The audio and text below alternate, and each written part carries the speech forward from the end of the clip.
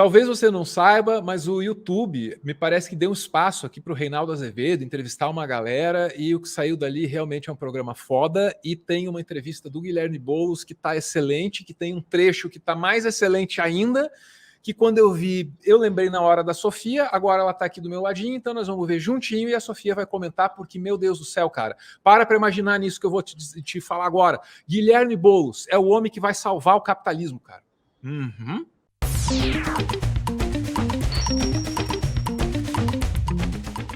Tudo vai fazer sentido. Tudo vai fazer sentido. Você vive num estágio chamado de capitalismo tardio. Explicação bem rebinha, bem simples para a gente poder ir logo para a entrevista. Capitalismo tardio é quando você tem uma concentração tal que um tem tudo e o outro não tem nada nem para consumir. Entendeu? A gente fica sem dinheiro nem para consumir. Aí danou-se, o capitalismo se acaba, não tem quem consome, não tem quem gire o mercado, danou-se. Acabou o capitalismo, ficou lá o Elon Musk com metade do dinheiro da humanidade, o outro careca lá com a outra metade, fudeu, acabou. Então o capitalismo, ele tem um jeito de se autodestruir. E quem é que pode salvar o capitalismo da autodestruição, se é que alguém puder? É o cara que está lutando por moradia lá em São Paulo? O deputado federal Guilherme Boulos? Entrevista lá do Reinaldo Azevedo. Veja para onde vai essa conversa, daí nós vamos se entender. Na política nacional por meio do MTST, que é um movimento que luta por moradia para pessoas sem casa, sem moradia.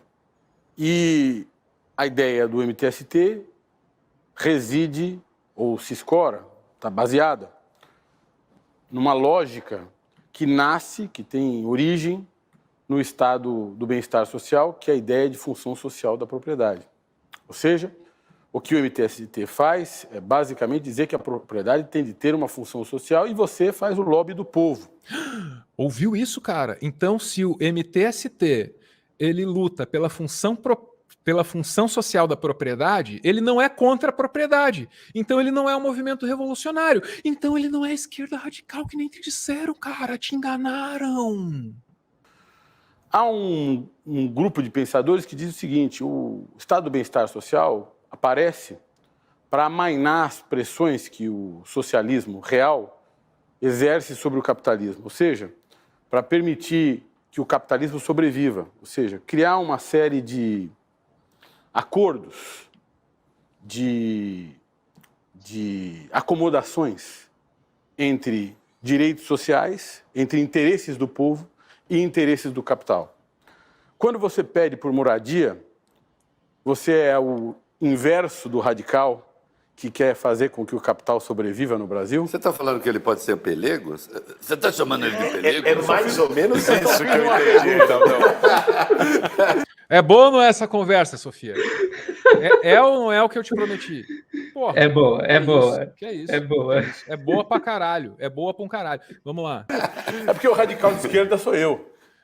É, aí, ó. Daí, daqui a pouco, o Reinaldo Azevedo vem com aquele papo de etimologia. Ele vai querer explicar pra gente a origem da palavra pelego. Ô, Reinaldo, não, às vezes não é hora, Reinaldo. Às vezes não é hora. Você tem que ter um quadro lá só para isso. Hora da etimologia, com Reinaldo Azevedo. Não para a conversa para falar de etimologia, Reinaldo. Esse programa tá bom, entendeu? Igual eu parando para reclamar aqui, depois talvez corte isso do corte. Ou não também. Vamos lá. Não, aliás, só para quem não sabe, a ideia, a palavra pelego vem justamente daquele tecido que é colocado entre o cavaleiro e o cavalo, né, para que nenhum dos dois se machuque, na verdade, né? Nem o cavalo se machuque. É um algodão. Nem o cavaleiro, um algodão. Vamos fazer o seguinte, vamos amenizar o atrito. Eu quero deixar claro que eu não tenho nada contra amenizar atritos. Eu me tornei um reformista. Agora, você fala assim, Reinaldo, mas vamos ouvir, Reinaldo. Vamos ouvir. Essa pergunta foi o Reinaldo Azevedo quem fez. Não, Reinaldo sempre dá pitadinha. Olha, o estado de bem-estar social, Malfini, você tem toda a razão, no pós-guerra, porque o que foi o pós-guerra? Foi a União Soviética derrotando os nazistas, dividindo a Europa ao meio e iniciando um processo de guerra fria, às vezes nem tão fria como foi nas Coreias e tudo mais, por disputa de hegemonia entre um bloco dito socialista capitaneado pelos russos e um capitalista capitaneado pelos Estados Unidos. Naquele momento, você ter na Europa Ocidental e nos Estados Unidos concessões aos trabalhadores para que se pudesse reduzir a pressão do movimento sindical, dos partidos comunistas, a influência que o comunismo tinha, aquilo teve um papel amortecedor dos conflitos sociais. É inevitável. Mas melhorou a sociedade. Melhorou a sociedade, lógico. Teve um efeito pragmático de melhora de vida das pessoas. Você pega o que foi o Reino Unido no pós-guerra, que depois a Thatcher veio e destruiu tudo. O que era o parque público de habitação, de locação social no Reino Unido? O que era o salário mínimo? O que foi o SUS do Reino Unido, que desenvolveu naquele momento, o sistema público de saúde, também vem do pós-guerra e do estado de bem-estar social. É inevitável reconhecer que teve melhoras. Agora, o momento do capitalismo é totalmente outro. O capitalismo não está numa defensiva em relação a um avanço socialista e comunista, muito pelo contrário, né? Depois da queda do Muro de Berlim, da queda da União Soviética... O socialismo foi prostrado. Né? Claro, o que existia de tentativa ou de processos revolucionários, processos políticos para a construção de estados socialistas no mundo, ficou absolutamente isolado. Então, assim, hoje, você fazer uma luta por moradia digna, que era algo que naqueles tempos, mas vale dizer, naqueles tempos, no norte, se dava. Não teve estado de bem-estar social no Brasil nem na América Latina, né? Mas que naqueles tempos... De novo, isso não significa que nós sejamos piores que eles, tá? Porque o norte que ele está falando, porra, invadiu meio mundo, bombardeou uma outra parte, escravizou, matou, roubou ouro. Daí o melhor que eles conseguem é fazer um SUS meia boca lá pro povo inglês, entendeu? A gente aqui tudo fudido, colonizado, fez o nosso SUS. Qual é? Nenhum inglês é melhor que eu, não. E eu ainda escovo o dente, tá? Eu escovo o dente. Não tenho nada contra gringo. Até tenho amigos que são. Naquilo que você chamava periferia do capitalismo, não existiu. Não existiu. Você teve um grau de crescimento econômico, você pegar o que foi o milagre econômico na ditadura, mas ele não reduziu a desigualdade social brasileira. Certas concessões chimangas para prevalecer um Estado federal. O Getúlio criou a CLT.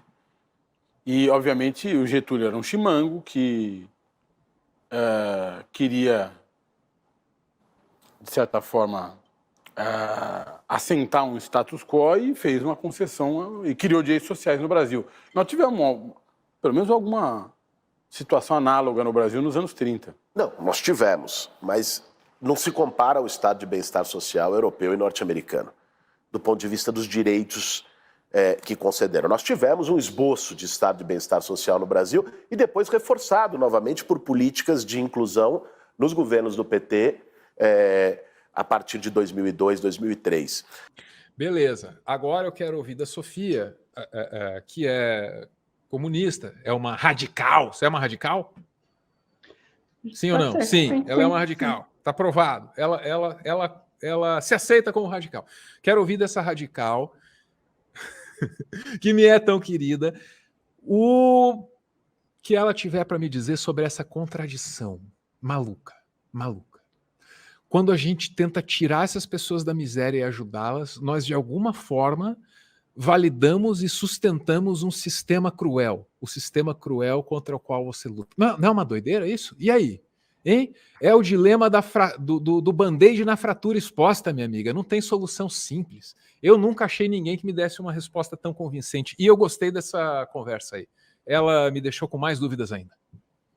Pois é uma coisa bastante difícil, Álvaro, porque, por um lado, você pegar e tentar ir por esse caminho de, como você disse, colocar o band-aid na fratura exposta não vai funcionar. E a social-democracia, o que ela vai fazer é isso, né? Ela vai pegar e fazer acordos, né? Ela depende de concessões que a burguesia faz. Então, a burguesia, vendo essa contradição de que, olha, se a gente não fizer algumas concessões, a gente vai, eles podem virar comunista e se aliar à União Soviética, ela vai lá, faz concessões, ou então vendo que, putz, eles precisam ter dinheiro para consumir o que nós estamos produzindo, vai lá e faz concessões, mas por serem concessões, acaba que a hora que eles quiserem tirar, eles tiram.